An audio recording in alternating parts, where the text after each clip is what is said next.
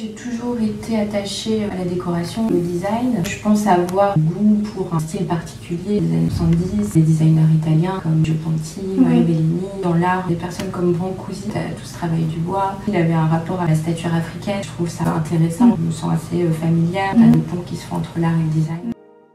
Welcome to episode 5 of Human Made Homes. Imagine stepping into a Parisian apartment and being instantly transported to a Mediterranean oasis. This is how Karine, 33, journalist, mother, and architect behind the Socialite family social media, reimagined her Parisian apartment. As we discover the key elements of Mediterranean decor, we will observe how Karine seamlessly integrated them into her Parisian home. Don't forget to activate the subtitles. More episodes of this series on my YouTube channel, Abra Dagrassa. On commence ce tour dans ton entrée. Alors, donc ça fait 2 ans qu'on vit ici avec mon compagnon et ma fille. Donc en fait, à la base, on a visité cet appartement qui n'était pas du tout agencé comme tu le vois actuellement. Mais on a eu un coup de cœur pour en fait l'environnement. Et après s'être renseigné, en fait, on a découvert que c'était une résidence qui a été en fait pensée par l'architecte Fernand Pouillon, donc qui date de la fin des années 50, début des années 60. Donc en fait, il a pensé cet environnement surtout pour les habitants. Il a dessiné un espace un peu arboré à l'extérieur. Donc tout ça fait que tu t'y sens bien. En revanche, l'appartement, en entrant ici, on a vu le potentiel, mais on n'aimait pas l'agencement, on n'aimait pas la décoration. Et en sortant, on s'est dit, on peut quand même faire quelque chose. Donc on s'est lancé avec l'aide d'une amie architecte et de ma sœur qui est architecte, qui nous ont aidé à dessiner des plans pour penser cet agencement pour qu'il soit un peu plus fluide et agréable à vivre. Donc on a entamé 4 mois de travaux. C'était une période assez sport parce que je venais d'accoucher, donc travaux égale stress, accouchement aussi, donc voilà, c'était une période assez intense. Mais en fait, le congé maternité, ça m'a permis aussi de réfléchir et de penser à la décoration parce que j'avais du temps. J'ai fait des moodboards, j'ai pu chiner un petit peu en ligne aussi, ou pendant les vacances dans les Emmaüs de province, dans les greniers. Ça a aidé à accélérer un petit peu l'aménagement. Et comment est-ce que justement, que ce soit les moodboards ou ce que tu as pu trouver ou chiner, ça se retrouve un peu dans ton entrée? La majorité des pièces que tu vois sont soit vintage, ont été chinées ou ont une histoire. À part certains meubles que j'ai pas pu chiner parce qu'on était assez pressés, comme la bibliothèque Tilco. En fait, on a regroupé tous les livres de mon compagnon, les miens, les livres d'art, les livres de design, les livres de musique aussi. Donc c'est un peu un pêle-mêle, mais elle n'est pas assez grande pour accueillir tous les livres, donc le reste est à la cave. Aussi, la principale problématique de cet appartement, c'était le manque de rangement. En fait, il y avait 0 rangement. Donc il a fallu les intégrer dans les plans, mais sans que ça se voit trop à l'œil nu. Et pour en revenir à la déco, c'est très vintage, c'est chiné. J'adore le mobilier des années 70. J'ai vraiment une affection toute particulière pour le travail du bois. Donc tu verras, il y a beaucoup de petites touches de bois un peu par-ci par-là. Et sinon, pour l'entrée, j'ai voulu quand même donner de la couleur parce qu'on a fait le choix d'un sol assez clair pour contraster avec la cuisine que tu verras. Et donc, on a peint ce pan de mur avec une teinte un peu, on va dire, ocre. Et dans un nouvel espace qui est ton espace salon, j'aimerais beaucoup savoir quelle a été ton inspiration. On garde toujours ce côté vintage, pièces chinées. La prédominance de bois aussi que tu peux voir, et il y a quelques petites touches de pièces qui ont été rapportées de voyage et notamment de la Côte d'Ivoire, le pays d'origine de ma maman. Ce tabouret là, qui est un tabouret Sénoufo, c'est un peuple de Côte d'Ivoire que j'ai ramené de mon voyage de là-bas il y a quelques mois. Voilà, tout ça se mélange. Ce qui a été pas facile, ça a été de marier quand même les couleurs parce que là tu vois, il y a 2 modules chauffeuses rouge. C'était pas une couleur que j'affectionnais particulièrement en décoration, mais j'ai quand même eu un coup de cœur. À la base, je cherchais un modèle des années 70 qui était les chauffeuses Don Chadwick. Et en farfouillant un petit peu sur celle-ci, je suis tombée vraiment par hasard là-dessus. On avait 4, donc on avait 2 là et 2 en face. Et finalement, on a fini par en garder 2. Et ce qui est cool avec ce côté modulable, c'est que tu peux changer la disposition dans le salon. Sinon, pour les tapis, ça fait un peu appel justement au voyage.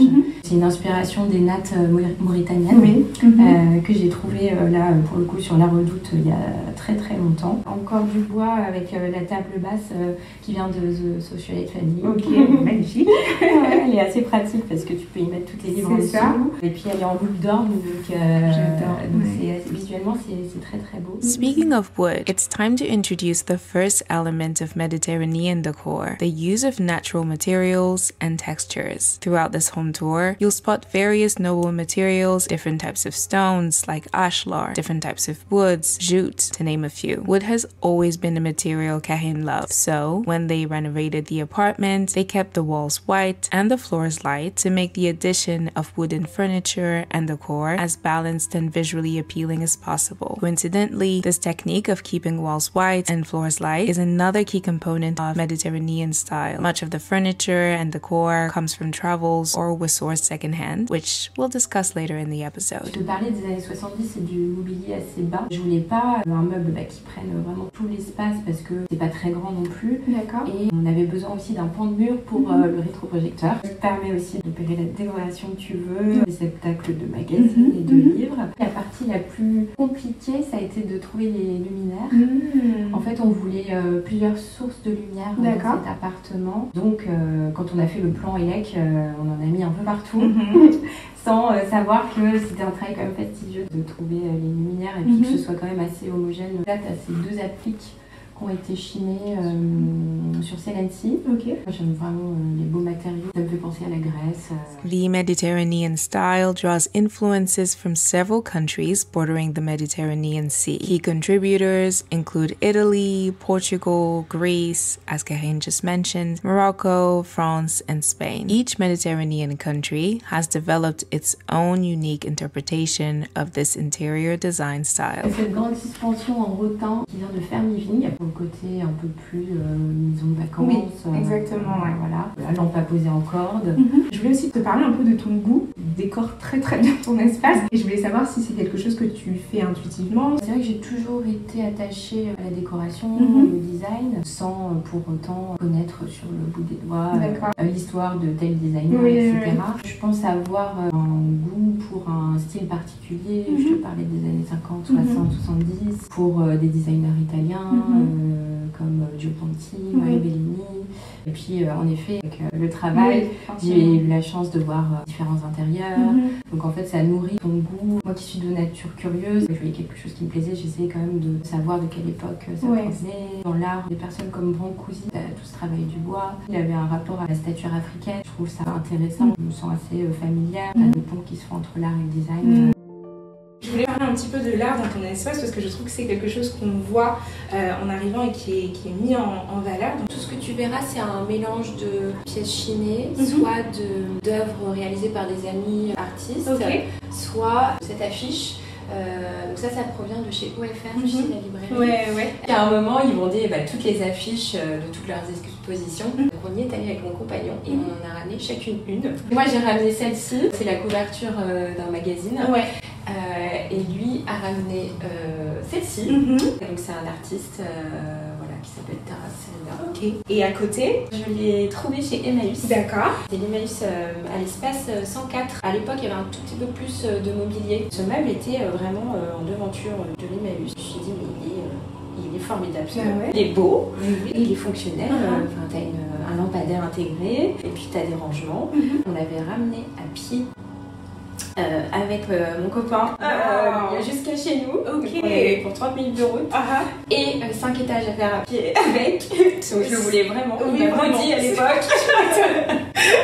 Longtemps notre meuble télé et maintenant c'est notre meuble pour la musique. Nous sommes maintenant dans la cuisine et je t'avoue que c'est un des espaces, quand je suis arrivée j'étais là genre ah oui d'accord. La cuisine, c'était pas une cuisine, c'était la chambre parentale qui était là à l'époque et en fait c'était fermé.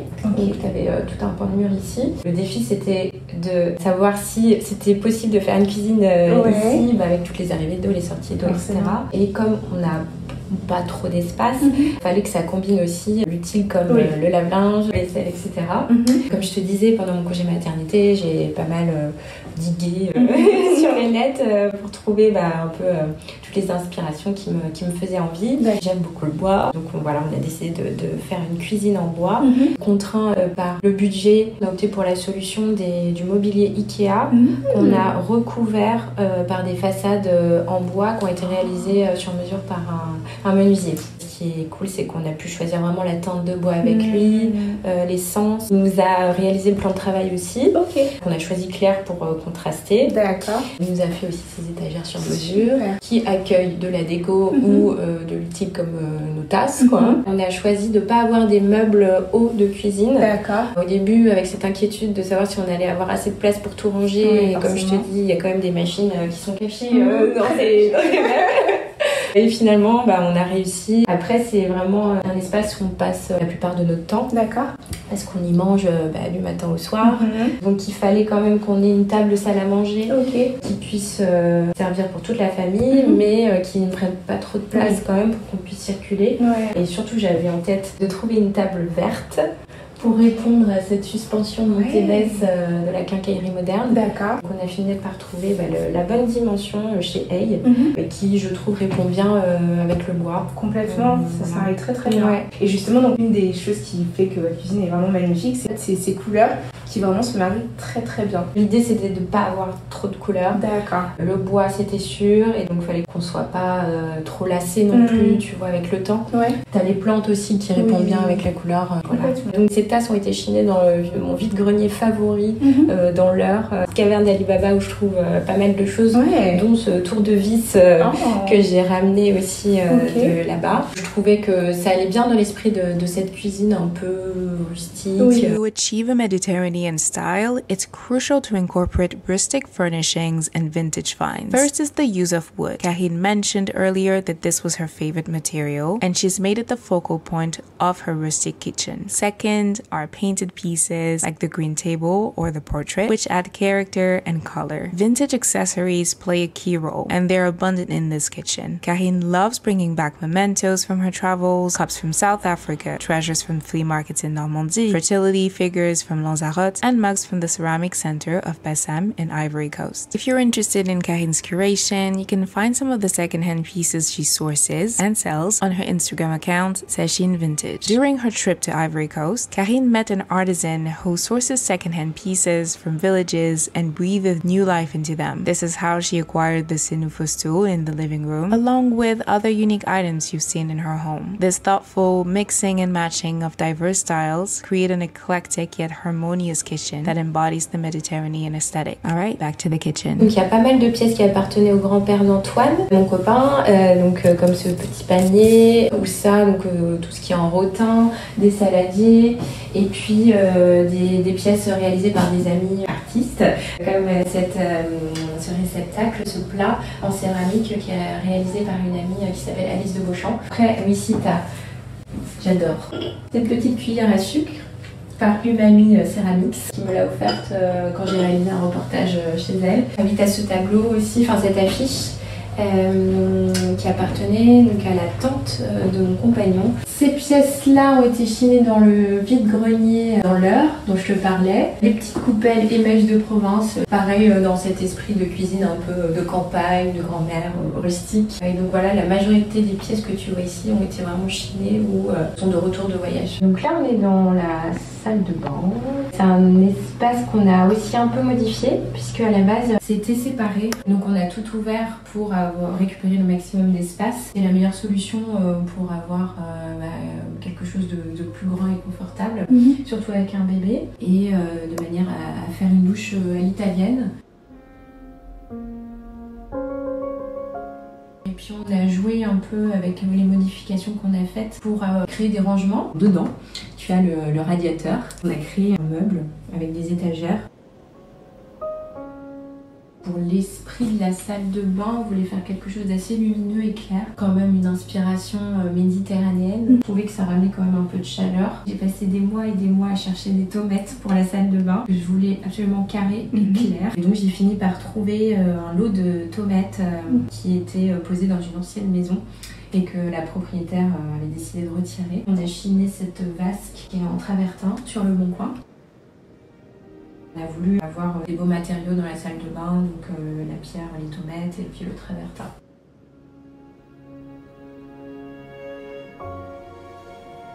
Nous voilà maintenant dans ta chambre.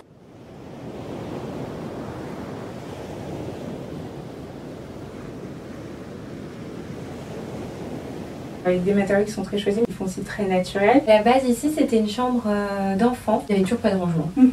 Grosse problématique. Oui, je me doute. Pour ranger les habits. C'est pour ça qu'on a décidé de faire un pont de lit avec du mobilier Ikea comme dans la cuisine qu'on a recouvert de façade en médium peint. On a choisi le vert pour que chaque pièce se réponde, qu'il n'y ait pas trop de coloris non plus dans l'appartement. As mentioned earlier, whitewashed walls are a hallmark of Mediterranean design. They bring a sense of tranquility and coolness as the white color reflects heat rather than absorbing it. Just like in Karin's bedroom, they are often layered with vibrant colors such as lush greens, sunny yellows, and warm earthy tones. La solution qui nous est venue, c'est de procéder de cette manière avec ce pont de lit parce que c'est la solution qui prend le moins de place et qui pourtant permet de ranger pas mal de choses. On y suspend nos vestes, tu vois, on a des étagères intégrées, et puis même en fait tout ce que tu vois là-haut, ce sont des rangements. Et pour contraster, on a posé ce papier peint texturé qui donne un effet de matière et qui fait office de tête de lit en fait. Et par rapport aux matériaux naturels dont tu parlais, on a choisi des appliques en terre cuite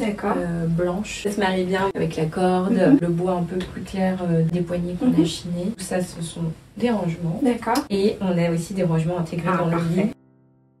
Le miroir, on l'a chiné dans le Perche. On l'a ramené dans une toute petite voiture retour de vacances. Et donc maintenant, il est là. Tu parlais des rangements et d'Ikea. Et je pense que c'est une conversation intéressante parce que parfois, Ikea a un peu mauvaise réputation. Si tu veux créer un espace qui semble unique, est-ce que toi, en y allant, t'étais déjà un peu ouverte ou est-ce que c'était un peu par hasard? Alors vraiment, c'était pour le côté fonctionnel. Et donc en fait, on a pris que les caissons. Donc en fait, tout ce qui est Ikea ne se voit pas. Ça, c'est un rajout. Notre entrepreneur a vraiment découpé des planches de médium pour que ce soit vraiment collé à la perfection. Et je vois de là, derrière nous. Ce sont des dessins qui ont été réalisés par la grand-mère de mon copain. Ah, super. Donc on a décidé de les encadrer, de faire un mur de ses œuvres. Alors ça, c'est pas voulu. Cette échelle, c'est juste pratique. Je range une partie de mes sacs dans le meuble du couloir qui est face à la chambre. D'accord. Mais pour pas les abîmer, bah voilà, je les suspends ici. Ce sont des sacs chinés. La majeure partie de ma garde-robe, ça provient de pièces que j'ai trouvées en brocante, même chez Emmaüs aussi, sur Vinted. Les appliques dont je te parlais, c'est The Socialite Family, comme les rideaux. Ils sont assez épais, donc je trouve que c'est assez élégant aussi.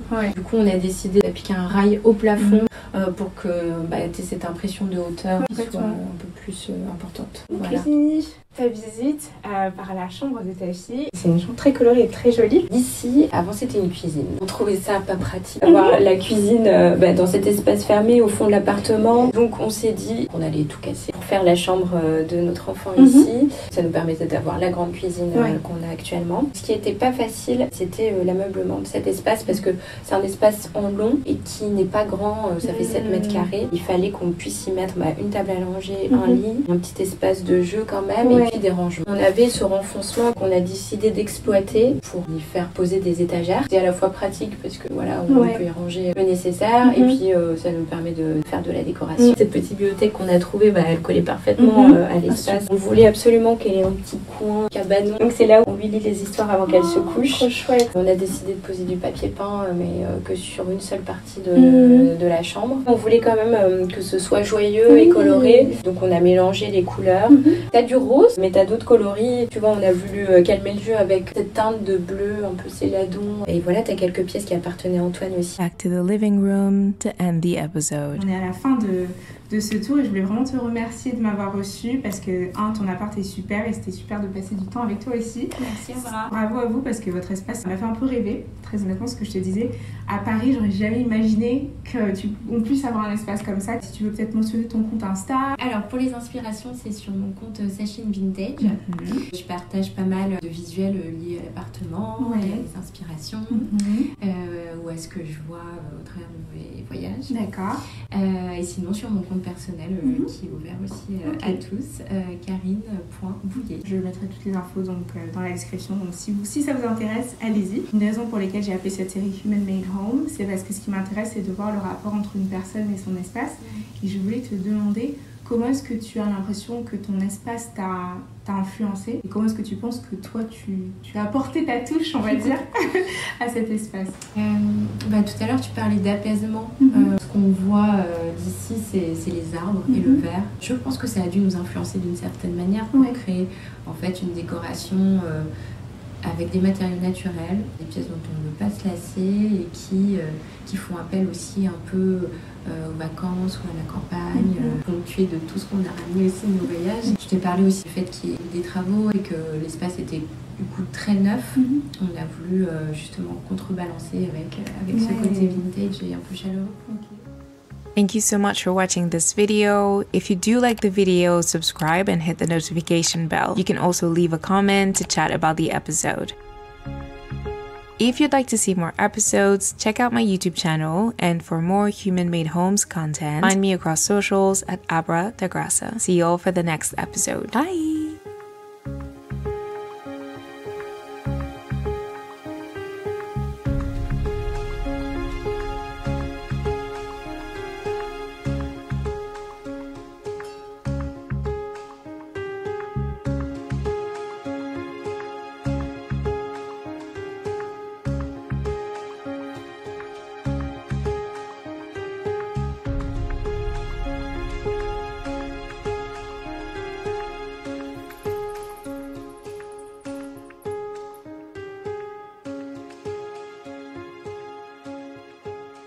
What do a Mediterranean oasis, a chic Parisian boudoir, and a colorful family home have in common? Well, these are the next 3 new episodes on Human Made Homes. Hi, my name is Abra, and I love to talk about the process of transforming a space into a home. This series mostly started with me filming with my friends. With time came travels and episodes in New York City, Amsterdam, Berlin, etc. In season 3 of Human Made Homes, we are taking a peek at the interiors of humans who create for a living. The first episode was centered around Danielle, who works in fashion and whose home is a unique blend of Art Deco and secondhand treasures. Fanny welcomed me in her beautiful Parisian apartment. We talked about her decor finds in Parisian flea markets, and I even got to see some of the products she was testing for her role at Oh My Cream. Lise, artistic director and lover of Haussmannian architecture, took us around her home, pointing at the feminine and romantic touches. As an interior designer whose motto is functionality, Sia used her knowledge of shapes, designers, and architecture to mix brutalist furniture to her Parisian apartment. So, what is coming next? Very distinct homes and decor with unique stories. After buying her first apartment, Karine completely made it over into a Mediterranean oasis. She was inspired by 70s Italian designers, natural materials, colors, and unique decor that reflected her personality. Taking a page out of French history, Piri modeled her home after boudoirs. These intimate, elegant, chic, and feminine spaces that were created in the 18th century by women to receive their friends, exchange confidence, and even discuss politics. For the very first time, I toured a house. Babette and her husband, William, created a colorful and warm home for them and their 3 kids. The space is infused with their energy and decor philosophy, a happy mix of unique decor finds, designer pieces, and mainstream buys. As unique as these spaces are, I still found something in common with them all.